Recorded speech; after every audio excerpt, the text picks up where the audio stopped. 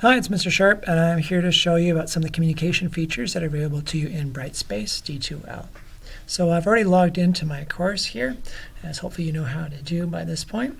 And I am currently on the course homepage. So there's a variety of communication tools that are available to you in D2L, Brightspace.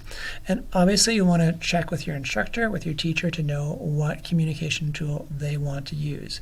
You're probably well versed in sending emails through your school-based email account, but there are some particular features within D2L. If you look at the top here, you'll see this little envelope. It has a little orange dot beside it. So that tells me that I have a message alert. So there are a couple messaging features within D2L, and I can kind of show you a little bit. I've got a few restrictions just about things. So if you have a message, it'll pop up and tell you what they are. So we had practiced in the previous video about submitting something via Dropbox, and that's a notification that that is sent.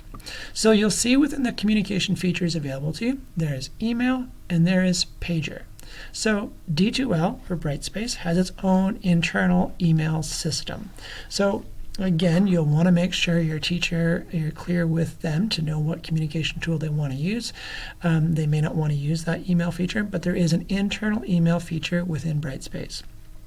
If you send an email through that feature, it won't show up in your Scudsby email, and it won't show up in your teacher's Scudsby email, only in this email. The pager feature, however, I like to use. Now, I haven't opened either of these because if I do, it'll show all sorts of student information, which I can't really show in a public video, right? So if I clicked on pager, you'd have an opportunity to kind of, it would list some people, or as teachers, they could see your class list, and it allows you more or less to direct message your teacher. And that way you'd have an immediate way to communicate. So you're not flipping back and forth through email. It is a quick way to send off a quick message to your teacher and say, hey, I'm stuck on this problem, or whatever your question is in the case may be. Your teacher then will also get a little orange dot up here to know that they've got a page or a direct message from their student. So it's a very easy way to communicate with your teacher. It's much more immediate, a little faster. It is a bit more informal, I suppose, just in terms of how it's structured, but you should recognize you still need to maintain those formalities, even though it seems more like you're messaging your instructor. All right, so that is a fairly useful way, and many of your teachers will probably be encouraged to use this. So again, it stops and prevents, well, it saves you time because you don't have to worry about switching back and forth your email to communicate to your teacher.